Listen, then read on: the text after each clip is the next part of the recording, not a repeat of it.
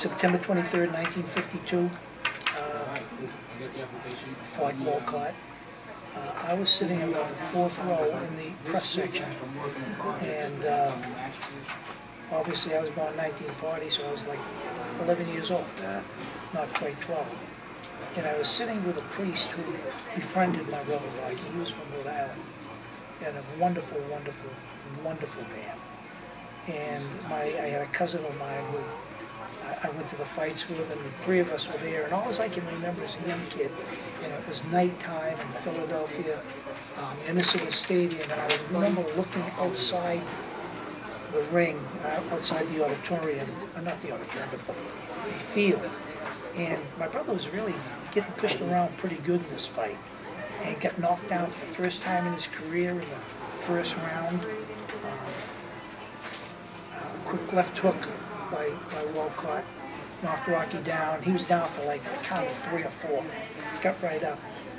And I had a sick feeling, because here I am looking at my brother who, to an 11-year-old, there was no human being that was stronger than my brother, or no one who was better. And I saw him get knocked down. I said, not the way things are supposed to be.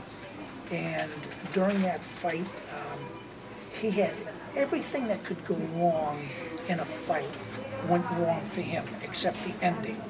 And in that fight, for about 5 rounds, from about the 5th to the 9th, 8th, 9th round, Rocky was blinded. And how he got blinded, there's speculation. One thing, he got cut in the head, and in his corner they put an ointment on his head to stop the bleeding. They think it could have rolled into his eyes.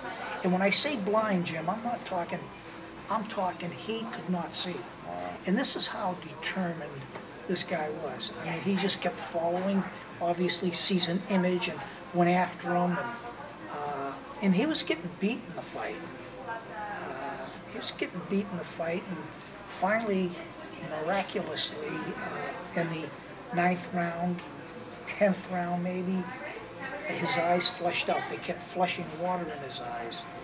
And he went out in the 13th round, and he had to knock Walcott out to win.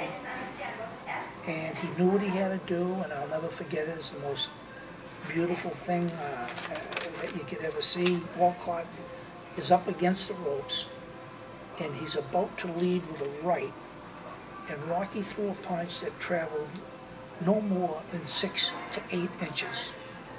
Caught him flush in the chin, and immediately Walcott was out. And he went down almost in slow motion. Went down. As he was going down, instinctively Rocky followed with a left hook as he was going down. It was unnecessary. Walcott went down. You could have counted seriously, and I don't mean any disrespect, but you could have counted 200, and he wasn't going to get up. He's just completely annihilated. And he fought. He made a statement. He, meaning Walcott, made a statement after the fight, a couple of days later, and he said there were only 2 people that could have ever beaten me that night. One of them is God. And he just fought a perfect fight. And they had a rematch, as you know. And Walcott got knocked down. A lot of people said it was a, what did they call a punch? No one saw it, a phantom punch.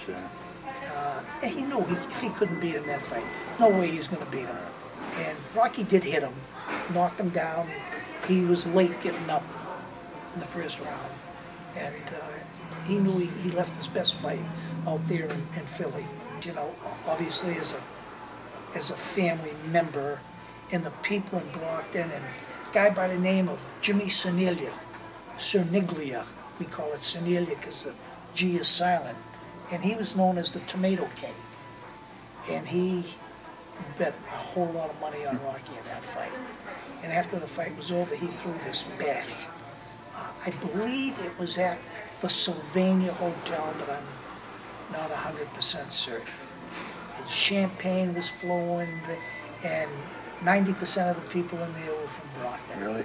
And they had someone at the door, you know, checking them out. And I was in and out, and every time I'd see someone from Brockton or my brother Lou saw someone from Broadway, come on in, you know, join the party. They had all tons of food going around, and it was just obviously, it happens once in your life. And even as an 11-year-old kid, I certainly was not drinking any alcohol. And I'm so happy I wasn't, because I can remember everything that everybody else couldn't remember the next day.